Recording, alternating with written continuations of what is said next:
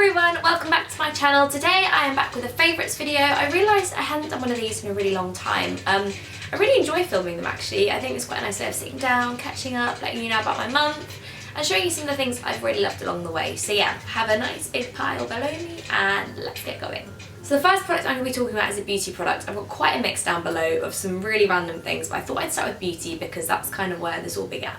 So the first thing is the Marc Jacobs, I think it's the Highliner Gel Crayon, and it's just a black kohl liner. And it's amazing. It's one of my favourite liners, and kohl liners especially, that I've ever used. I've been using it for at least a month, probably a little bit more because it's definitely wearing down quite well. But it's incredible. I've never tried any other products from Marc Jacobs Beauty, but the pigment's amazing. It lasts all day. I wear it in my waterline as well, which I think is a good teller of whether a product's really going to last, especially an eyeliner because, well, I don't put anything else in my waterline.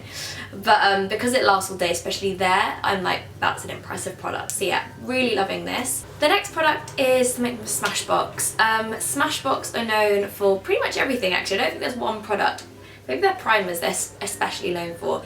But the thing I've been loving from them this month is their lipsticks. I was very kindly sent a huge box of their lipsticks to try, which was very overwhelming. But it definitely means I've been sampling all of them and getting to my favourite shades, and this is one of them that I've been loving. It's from their Be Legendary collection, which I think is slightly more sheer. Correct me if I'm wrong, but they have like more mattes and more kind of sheer lipsticks. But this one is in the shade Obvi, and it's really beautiful. It's a really lovely pale pink, and it just goes with everything. I kind of dab a bit on, and it just goes a really long way. So I've really been loving that. The next thing are a couple of scents. These are some of my favourite scents ever. The first one I'm going to talk about is this one, which is called Lazy Sunday Morning. It's by Maison Margiela, who I've probably pronounced hugely wrong, but it's their replica collection of scents. So they're all based on memories or experiences or a time and a place. And the first one is, it says on each bottle where they're from. So this is Florence 2003. It smells of soft skin and bed linen, and it's called Lazy Sunday Morning, and I think that is absolutely beautiful. But as well as the poetic side and the packaging and all of that, which is amazing, it smells beautiful.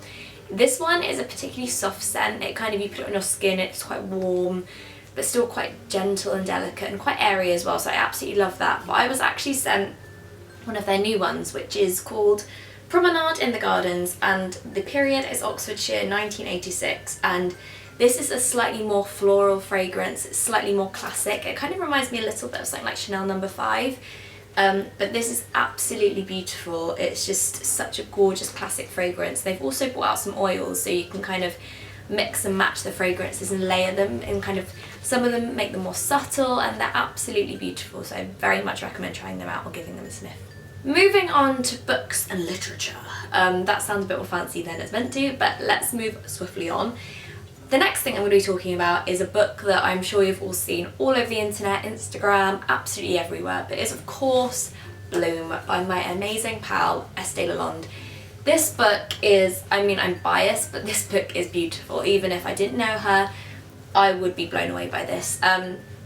Firstly, let's talk about the cover and the design, because that is beautiful. Aesthetically, it could make for the most beautiful coffee table book, but fortunately it is packed with some absolutely beautiful writing, pictures, memories, anecdotes, and it's absolutely amazing. It's one of those books that you don't have to know her to appreciate it. There's lots of points where you can relate and you can think, oh my god, that. And it's so well written, and it's just one of those books that really makes you feel good. It's not too heavy, but equally I laughed, I cried, and it's just, yeah, really impressive. So yeah, well done Estee, I love it, I'm really happy with it. The next two books are from a poet I really love called Luke Wright. I went to see John Cooper Clarke this month, and if you haven't heard of him, he is an amazing poet, kind of more of a punk poet. It sounds like when you say poet to someone, they're like, oh, that's a bit pretentious and fancy, but he is really well known for his kind of, he does a lot of touring. I don't know, I think the best way of describing his kind of sound is he wrote I Want to Be Yours, I Want to Be Yours by Arctic Monkeys. That is kind of based on his poem, and he's just incredibly clever, fantastically articulate, and yeah, he's amazing. So Joe, my dad and I went to see him, and a guy that has supported him on a couple of his tours, because we've seen him before, is a guy called Luke Wright. and he is probably one of the most like electric performers I've ever seen. He's so enthusiastic and passionate, and his poems are really topical. They're about politics and all sorts of amazing things that you can really relate to and think, yeah, and it's just great. He's really amazing, and he's got 2 books. One's called Monday Man and one's called What I Learned from Johnny Bevan, and they're just both really, really fantastic, amazingly written, and I really recommend giving them a read, especially if you're not hugely into poetry or kind of haven't done it since your English A level. I really recommend checking them out, or even like YouTubing him or some of his videos, because yeah, absolutely fantastic. Next things next, I'm moving on to music. Although I've definitely loved a huge range of artists and songs and different things like that, I thought I would include a record that I recently picked up this month because it is amazing. It is by the band Beach Baby, and if you haven't heard of them, definitely give them a listen. If you're a fan of bands like Beach Fossils or Surfer Blood, or I mean, it sounds like all beachy related bands, but no, they're really, really, really cool. The album's called No Mind No Money. The record actually sold out, which is why I picked it up, because I get quite like, I need to have the record version of it. But I will link to my Spotify playlist, and they're in there and they're amazing. And yeah, I'm going to probably do an updated record collection tour, so I'll pop that in there then. I'll talk a little bit more in depth about them.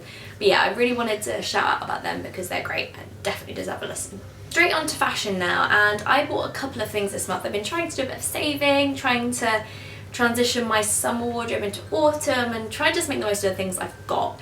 So the first thing I bought this month were a pair of Vans. I don't think I even wore these when they were cool first time round.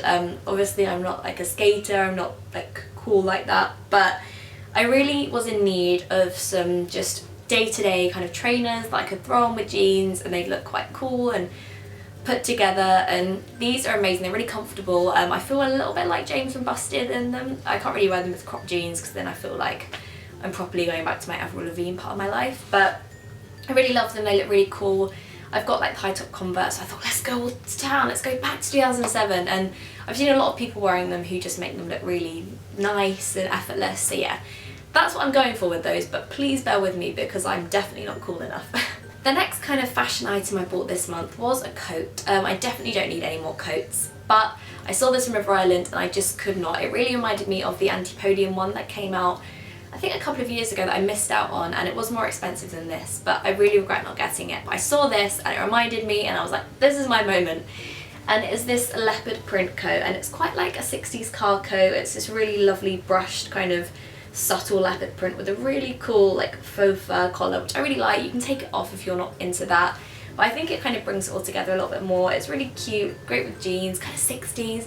Yeah, it's a really nice kind of day-to-day coat. I really struggle with finding leopard print that I like as well, because some of it's a bit too bright, some of it's a bit too garish, but that one was just the nice kind of middleman, good balance. So yeah, really, really happy with that, and I will link to any posts or anything I wore in as well so you can see what it looks like on.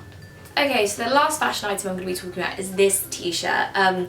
You can't go wrong with a good grey t-shirt, and the reason I'm talking about this one in particular is because at the moment this top is raising money for Breast Cancer Awareness Month, which is obviously a completely fantastic cause. Often a lot of charities and beauty brands release a line of products in October to raise funds and profits all to the charity. But I saw this t-shirt and it's one of my favourite brands, and they're just putting all profits and proceeds to breast cancer, and I really wanted to wear it. It's a really cool top, it looks great with a little biker jacket, and if I can just slip it in I will. So yeah, thought I'd mention this, and I'll pop links below to everything so you can have a nosy there. Finally, I couldn't do a favourites video without mentioning the real true one favourite, number one ever of the month, which is Triple Chocolate Crisp. This is actually not the original Triple Chocolate Crunch from Marks and Spencer's is, but this is just as good.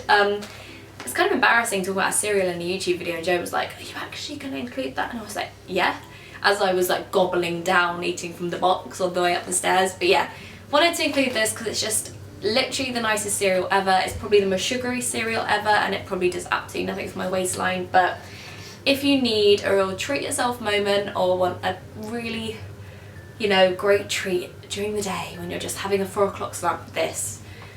I wish it was sponsored by Waitrose. If they would like to send me some of this, I will be the ambassador, but no, it's not. I just love this a lot and I had to slip it in. Big favourite there. So that is that. I really hope you enjoyed this month's favourites. Obviously I haven't done it in a couple of months, so let me know if you enjoy watching this kind of video, and if so, give it a thumbs up and subscribe, and yeah, let me know if you'd like to see anything else too. Thank you again for watching, and I will see you next time.